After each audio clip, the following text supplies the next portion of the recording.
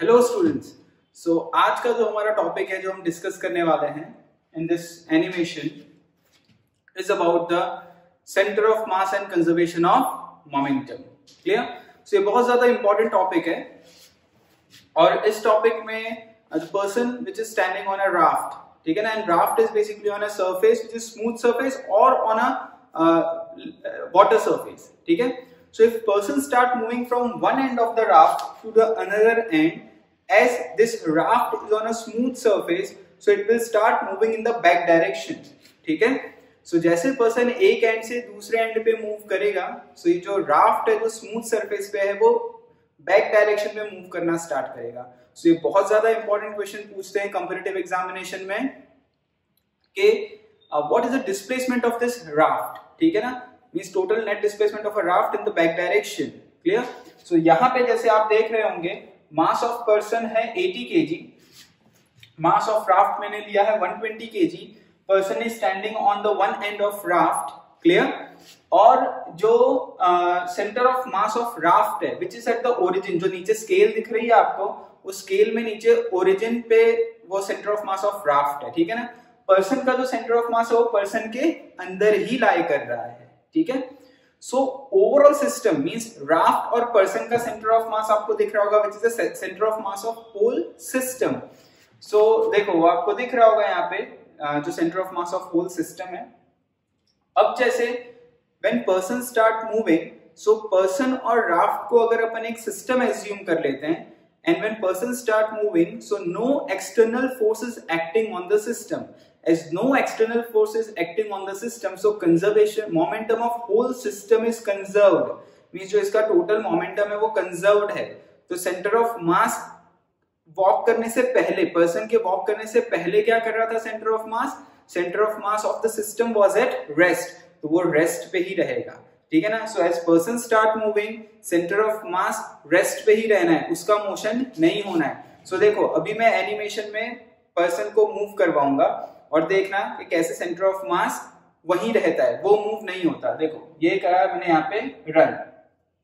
सो देखो person start हो रहा है मूव होना राइट डायरेक्शन में, लेकिन सेंटर ऑफ मास सिस्टम का देखो कहां पर है, वहीं पर है, वो मोशन नहीं कर रहा है, ठीक है, वो वहीं पर रह रहा है। क्लियर? अब अपन इसे रीसेट करता हूं मैं। नाउ अब सुनना ध्यान से। अब क्वेश्चन में क्या पूछते हैं कि as person move from one end to the another end, you have to find out the displacement of raft. So आप डिस्प्लेसमेंट ऑफ राफ्ट देखना, मतलब राफ्ट के सेंटर ऑफ मास को देखना, जो ओरिजिन पे है वो कितना डिस्प्लेस होगा। वो देखो टोटल 4 डिस्प्लेस होगा, उसका 4 यूनिट डिस्प्लेसमेंट होगा उसका, देखना ध्यान से, ठीक है ना। अब वही हमको कैलकुलेट करना है, तो वो कैसे कैलकुलेट करेंगे वो बाद में देखते हैं क्वेश्चन सॉल्व करते समय। लेकिन आपको ये पिक्चर, ये पूरा एनिमेशन समझ में आना चाहिए, तो जाके क्वेश्चन अच्छे से समझ में आएगा। सो देखो अभी मैं यहाँ पे एनिमेशन करता हूँ स्टार्ट। देखो सेंटर ऑफ मास कितना जाएगा राफ्ट का, -4 तक जाएगा और फिर वापस person forward and backward motion कर रहा है कंटिन्यूसली।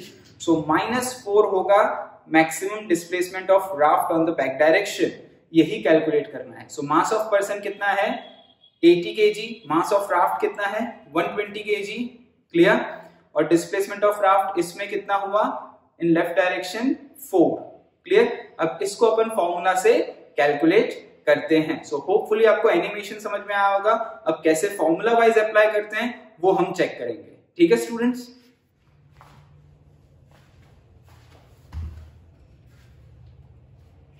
ओके स्टूडेंट्स, सो जैसे हमने एनिमेशन में देखा जो डिस्प्लेसमेंट ऑफ राफ्ट था which was 4 on the left direction. So अब देखते हैं, देखो हमने क्या देखा था, हमने क्या डेटा जो हमको गिवन है according to given question, that mass of person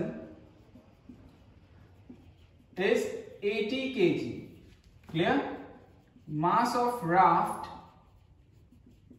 is 120 kg. This was basically data which we have taken in consideration. Now, suppose this is your raft and mass of raft is capital M. Here we have taken mass of raft as capital M and mass of person as small m. Clear? and person is center of mass of this raft. Basically the center of mass of raft is at origin. Clear? So this we have taken 0, so this is -5 and this is +5. So length of total raft is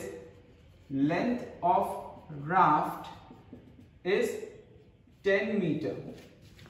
Okay, so here that is center of mass of raft. Person is standing on one end of raft. Person raft के एक and पे है और person का centre of mass person के अंदर ही lie करेगा. Clear? So now this system basically consist of person and raft. If person start moving on this raft, so no external forces acting on whole system, so momentum of system is conserved. As momentum is conserved, so अभी ये system का centre of मास कहां लाई करेगा? जैसे वहां पे हमने देखा सेंटर ऑफ मास यहां कहीं इन दोनों का लाई करेगा, इस पॉइंट पे. ठीक है ना, यहाँ कहीं, बिकॉज हैवियर ये हैवियर मास है. अगर पर्सन नहीं होता तो सेंटर ऑफ मास सेंटर पे लाई करता, लेकिन ये हैवियर मास यहाँ पे, तो टोटल सेंटर ऑफ मास पूरे सिस्टम का यहाँ कहीं पे होगा. This is centre of mass of a system. So first of all we have to consider some reference frame. Suppose एक रेफरेंस फ्रेम में कंसिडरेशन में लूं, कि रेफरेंस लाइन में ले लेता हूं कंसिडरेशन में, जिसके रिस्पेक्ट में हम लोग मेजरमेंट लेंगे. क्लियर? अब as person start moving from one end to the another end, so this raft will move in the back direction. So suppose raft इस डायरेक्शन में मूव हुआ, लेफ्ट डायरेक्शन में, and person is moving on the right direction. So when person reach the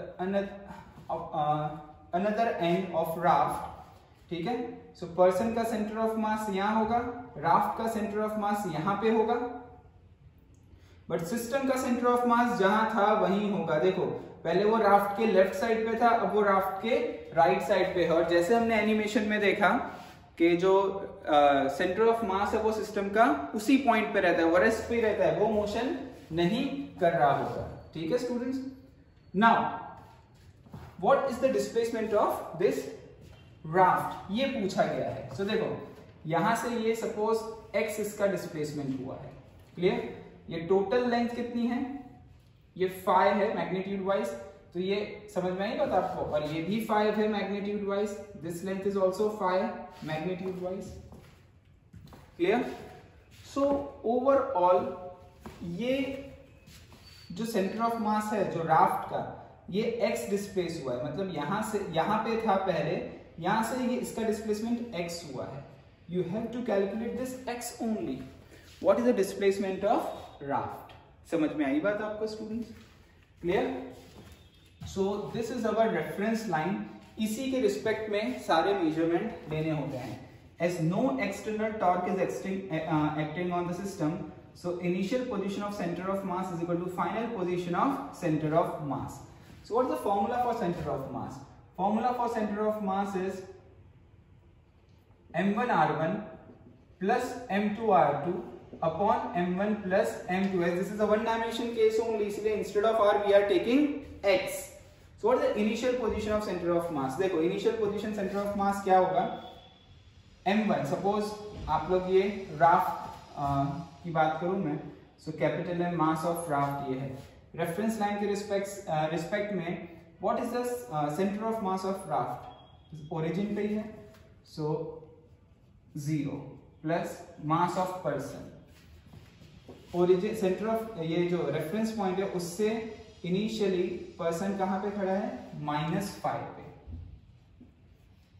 upon total mass small m plus capital M. Final position raft, इसके respect में ये कहां पे गया? देखो कितना डिस्प्लेसमेंट हुआ है राफ्ट का, इस जगह पे गया है, सो -x बराबर, इसका डिस्प्लेसमेंट कितना हो गया? -x हुआ यहाँ पे बराबर. पहले यहाँ पे था, अब यहाँ पे गया, तो डिस्प्लेसमेंट तो -x हुआ होगा, -x. Clear? You have to find out your minus means x only, plus mass of person.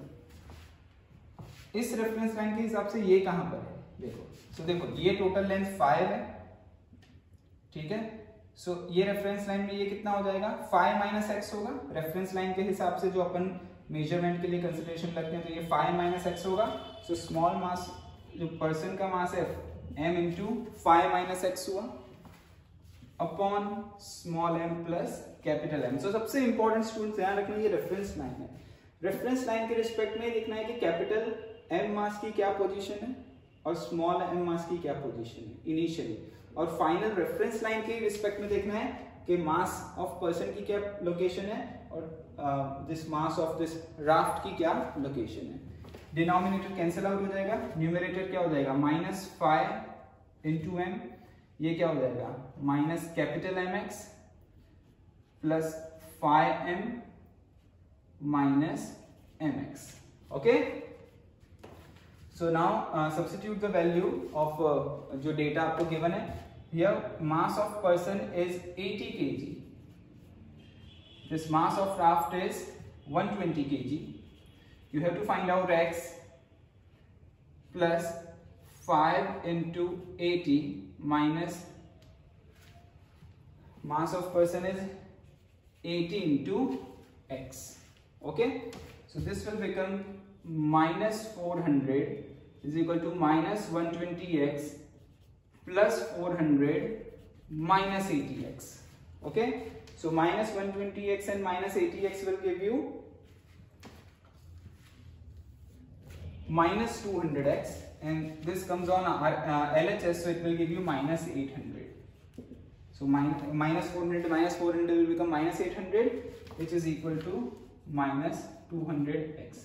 So x comes out to be magnitude wise 4. So this was only the displacement of the raft in the back direction. So हमने ये animation में भी देखा और calculation भी देखा। तो बहुत सारे स्टूडेंट्स को ये प्रॉब्लम होती है कैलकुलेशन करने में, इसीलिए खासकर ये चीज समझ में नहीं आती कि सेंटर ऑफ मास कैसे फिक्स्ड रहता है, वही मैंने आपको एनिमेशन में समझाया। सो होपफुली आपको ये समझ में आ गया होगा।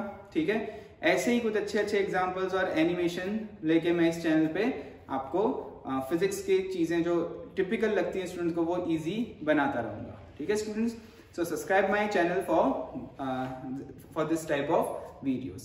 Thank you.